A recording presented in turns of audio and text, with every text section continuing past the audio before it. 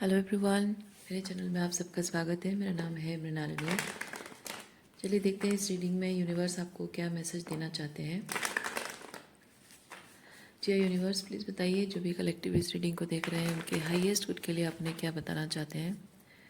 Ji universe, thank you for your grace, thank you for the love, thank you for abundance, thank you for healing, thank you for transformation, thank you for guidance, thank you for clarity, thank you for protection, thank you for validation. जी universe, thank you thank you thank you. ये reading general reading है, तो जितना resonate करता है उतना ही लीजिए। Gender specific messages नहीं है, सो एनर्जी जैसे रेजोनेट करती है अकॉर्डिंगली आप जेंडर भी स्विच कर सकते हैं और रोल रिवर्स भी कर सकते हैं। और रीडिंग आपको नहीं समझ में आ रही है या फिर आपको लगता है कि आपके लिए नहीं है तो कोई बात नहीं, आप मेरा चैनल विजिट कर सकते हैं। उसमें आपको बहुत सारे वीडियोस मिल जाएंगे। जो भी टाइटल आपको पसंद आए आप देखिए, हो सकता है उसमें आपके लिए कोई मैसेज हो।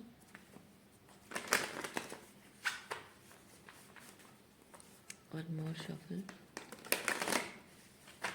Thank you.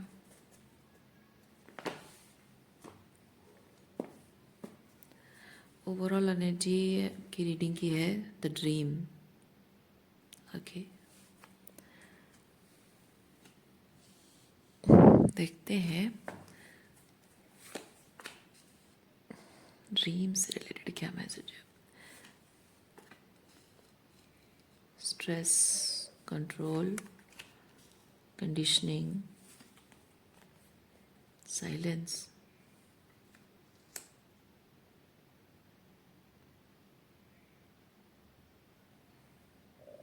स्ट्रेस। स्ट्रेस में जब आते हो, आप जब भी स्ट्रेस में आते हो आप अपने स्ट्रेस को साइलेंस करने की कोशिश करते हो, कंट्रोल करते हो, क्योंकि आपको हमेशा ऐसे कंडीशन किया गया है। ओके, क्यों किया गया है? क्योंकि आप एक बहुत ही हाई वैल्यू पर्सन हैं और आपकी हाई वैल्यू लोगों के ईगो को ठेस पहुंचाती है, ट्रिगर करती है, उनके अंदर की शैडो को पॉइंट आउट करती है आपकी हाई वैल्यू। इसीलिए हाँ, उनके अंदर की डिस्टॉर्शन को हाईलाइट करती है।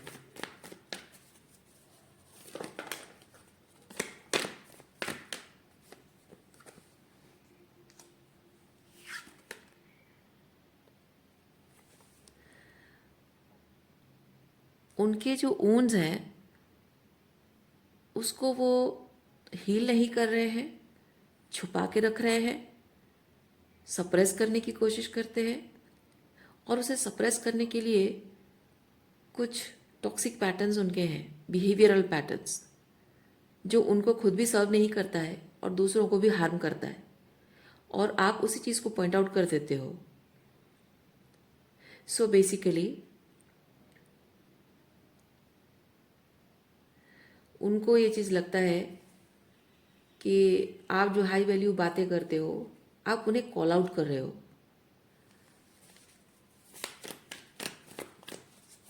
बल्कि आप उनको कॉल आउट नहीं करते हो, आप सिर्फ अपनी फीलिंग्स एक्सप्रेस करते हो। और जबकि इन लोगों को ऐसा लगता है तो ये आपके प्रति अपनी एनर्जी को, अपनी फीलिंग्स को होल्ड बैक करते हैं, आपसे बात नहीं करते हैं, डिस्टेंस मेंटेन करते हैं, आपको इग्नोर करके आपको आपको टालने की कोशिश करते हैं, आपकी बात को टालने की कोशिश करते हैं। आप कोई सवाल पूछते हो उसका जवाब देना टालने की कोशिश करते हैं, बीच कन्वर्सेशन उठ के चले जाना, साइलेंट हो जाना।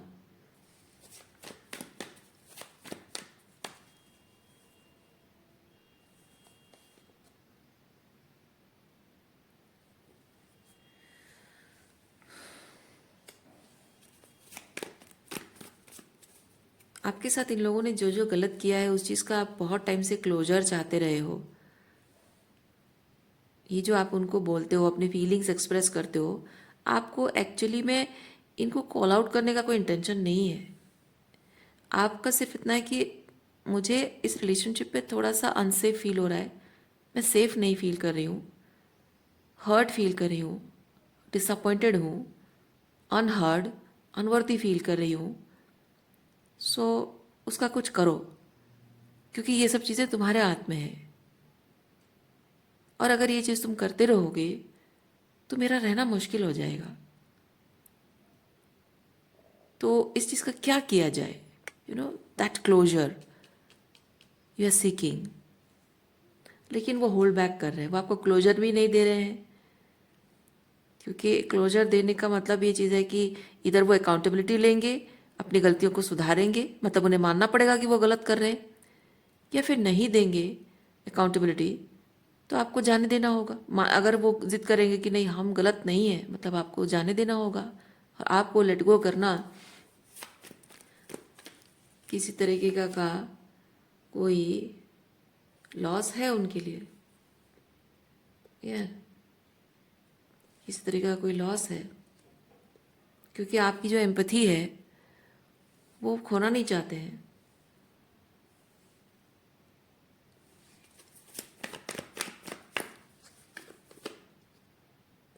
आपको अपने साथ बांधे रखना चाहते हैं, कार्मिक बॉन्डेज आपके साथ बनाए रखना चाहते हैं, लेकिन वो अपने तरीके से चाहते हैं। क्योंकि आपके साथ रहने में देखिए इस तरह की एनर्जी वो महसूस करते हैं।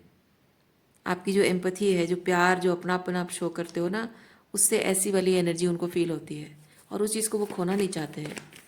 लेकिन उस चीज़ को बनाए रखने के लिए अगर आपको वो सेफ फील कराएं तो आपको खोने का डर उनको नहीं होगा। लेकिन आप सेफ फील करो, ये उसकी जिम्मेदारी नहीं लेना चाहते। वो सिंपली चाहते हैं कि आप इग्नोर करते रहो, आपकी जो फीलिंग्स है उसे आप इग्नोर कर दो और जैसे तैसे करके रिलेशनशिप को वर्कआउट करते रहो। आप देखिए ये 8 ऑफ पेंटिकल है। ओके, रिलेशनशिप को वर्कआउट करना पॉसिबल रास्ते आप खुद ही निकालो। उनका मानना ऐसा है कि आप रास्ता निकालो, कैसे रिलेशनशिप वर्कआउट होगा, आप रास्ता निकालो, हम अकाउंटेबिलिटी नहीं लेंगे।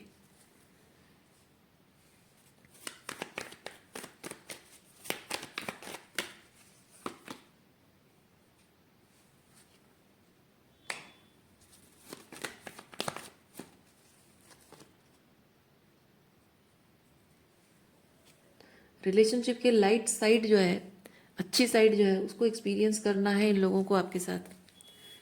लेकिन जो थोड़ा सा सीरियस साइड है वो उस चीज़ को चाहते हैं कि आप जैसे करके उसे कटक जाओ। करेले का जूस पीने जैसे ना, मुश्किल भले लगे लेकिन आप कटक जाओ।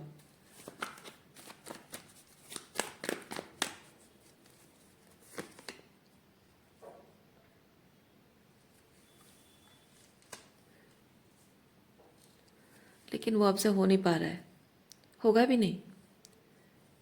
आप कह रहे हो कि नहीं, ये होता है। I am saying no, I am not going to tolerate this.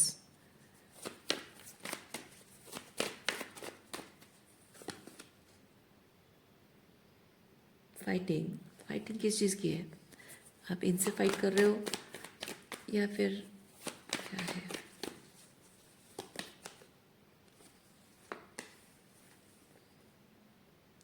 आप अपने बात पर अड़े हुए ज़रूर हैं।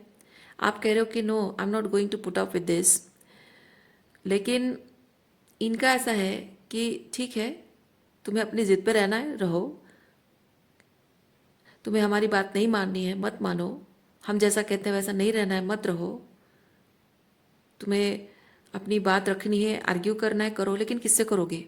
हम तो सुनेंगे ही नहीं, हम तो तुम्हें इग्नोर करेंगे। तुम जब भी आओगे बात करने के लिए तुमको इग्नोर किया जाएगा। अच्छी अच्छी बातें करोगे तो सुनेंगे, और जैसे ही तुम ये सब बातें करने लग जाओगी फिर चुपचाप तुमको इग्नोर करके भाग जाएंगे हम। तुम्हारी प्रेजेंस को ऐसे फील करेंगे, ऐसे बिहेव करेंगे जैसे तुम हो ही नहीं।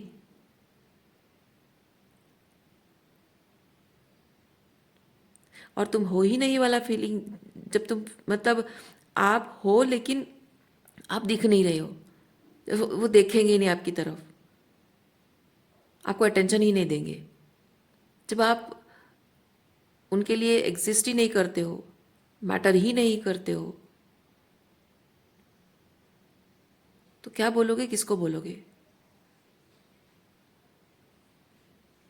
है ना?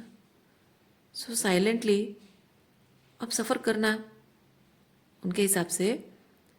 अब साइलेंटली सफ़र करोगे, जो बोलना चाहते हो बोल नहीं पाओगे, वो तो सुनेंगे ही नहीं, तो बोलोगे किसको? इग्नोर करेंगे तो फिर बोल ही नहीं पाओगे, तो अब घुटोगे, अंदर ही अंदर घुटते जाओगे, अंदर ही अंदर फाइट करते जाओगे, सफ़र करते जाओगे। और एक दिन ये घुटते घुटते धीरे धीरे धीरे धीरे ख़त्म हो जाएगा। ये जो आपकी ज़िद है, आपका जो गुस्सा है, नाराज़गी है, अंदर ही अंदर धीरे धीरे घुटते घुटते ये बहुत लंबा टाइम होता है। स्लोली स्लोली ये धीरे धीरे अंदर सप्रेस हो जाएगा। और उसके बाद जबकि एक ही छत के नीचे रहते हो, साथ में रहते हो, तो फिर जब तुम नॉर्मल हो जाओगी, ये चीज़ें सप्रेस हो जाएंगी, तो हम भी तुम्हारे साथ अच्छे से बात कर लेंगे, ऐसे बिहेव करेंगे जैसे कुछ हुआ ही नहीं।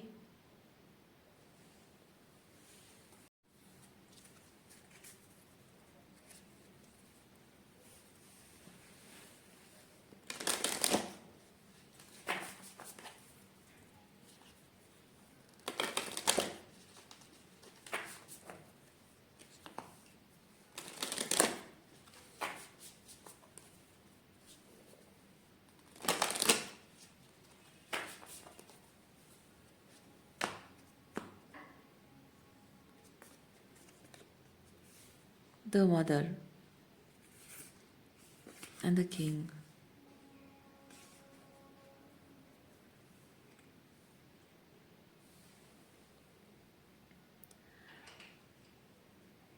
Mother owns. Yes, mother owns है। आपकी मदर ने शायद आपको पीस क्रिएट करना सिखाया हो हमेशा। इधर आप हमेशा पीस क्रिएट करने की प्रेशर में वो करते रहे हो, या फिर वो प्रेशर आपसे सहा नहीं जाता है तो आप रिबेल कर रहे हो। दोनों ही सूरतों में आप अपनी मदर की सबसे हेटेड चाइल्ड हो, हेटेड चाइल्ड हो। वो भले ही आपको प्यार जताती होंगी, आपके साथ प्यार से बात करती होंगी, अच्छे से बातचीत करती होंगी, लेकिन एक्चुअली में वो आपसे नफरत करती हैं। नफरत इसलिए करती हैं क्योंकि घर में जो पुरुष सत्ता है उसकी पावर को आप अ, क्या बोलते हैं, पॉइंट आउट कर देते हो। ठीक है, कॉल आउट कर देते हो। जो पुरुष सत्ता है उसकी पावर को आप कॉल आउट कर देते हो। आपकी जो मदर हैं वो ये चीज़ सह नहीं पाती हैं, क्योंकि वो खुद एक वुंडेड फेमिनाइन एनर्जी है। और वो जो पुरुष सत्ता है, यानी कि आपके जो फादर हैं या आपके ब्रदर हैं, घर में हर पुरुष को बहुत इम्पोर्टेंस देती होंगी, और पुरुषों की बात ही रखी जाएगी, पुरुष जो कहेंगे वही चीज़ होगा। और घर में पुरुष अगर बहुत अहंकार से चलते हैं, अहंकारी बहुत हैं, ईगोटिस्टिक है, डोमिनेटिंग कंट्रोलिंग है, तो भी उनको सपोर्ट करती होंगी, क्योंकि एक वुंडेड फेमिनाइन का नेचर होता है कि उसको सर्वाइवल चाहिए, सिर्फ सर्वाइव करने के लिए बस एक पुरुष की छत्रछाया चाहिए, और अपने सर्वाइवल के लिए, अपनी नीड्स फुलफिल करने के लिए वो पुरुष को मैनिपुलेट करती है हर तरह से, जिस भी तरीके से हो पाए। और घर के बच्चों को भी वो पीस कीपर बना देती है, या बनाने की कोशिश करती है, ताकि पुरुष सत्ता जिसकी शरण में वो है, वो भड़क ना जाए और तहलका ना मचे, कलेश ना हो। क्योंकि पुरुष सत्ता मतलब मैस्कुलिन एनर्जी जो है उसको पीस चाहिए होता है, पीस रहे, घर में शांति बनी रहे, तो पुरुष खुश, वो खुश है तो ये आपकी मदर खुश है। तो आपके फादर जो भी करते होंगे, चाहे कितना भी उनका गुस्सा हो, ईगो हो, टॉक्सिसिटी हो, वो खुद भी टॉलरेट करती हैं, आपको टॉलरेट करने के लिए मजबूर करती होंगी। अगर वो आपसे प्यार भी जताती होंगी, वो मैनिपुलेटेड होगा, क्योंकि मैं अगर प्यार से बिहेव करूंगी तो ये मेरी बात मानेगी या मानेगा और पापा के हिसाब से चलेगा। मैं जैसे तैसे करके इसको मना के पापा के फेवर में इसको काम करवा लूंगी। इस तरह की उनके माइंडसेट होगी। अगर आप एक लेडी हैं तो आपके भाई भी कुछ गलती करता होगा तो भी भाई का सपोर्ट करती होंगी। तुम बहन हो तो मान जाओ, तुम लड़की हो तो मान जाओ, या तुम छोटी हो तो बड़ा भाई है वो, या फिर तुम बड़ी हो तो छोटा भाई है वो, तुम बड़ी हो, जिम्मेदार हो।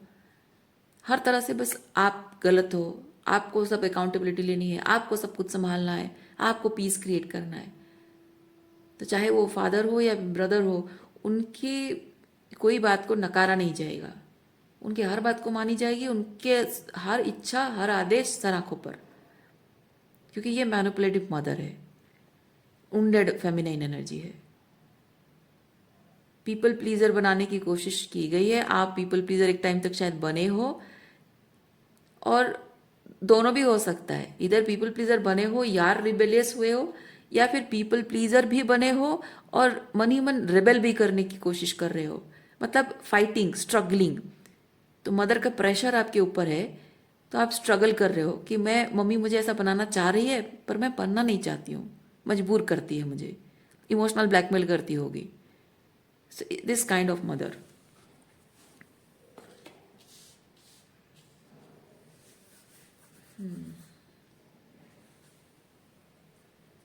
देखिए, आपको अपने अंदर की वॉरियर एनर्जी को जगाने की ज़रूरत है। फाइटर एनर्जी, वॉरियर एनर्जी को जगाने की ज़रूरत है आपको, क्योंकि इससे ये जो जिस तरह की एनर्जी है, इससे फाइट करना ज़रूरी है, अपनी पावर क्लेम करना ज़रूरी है।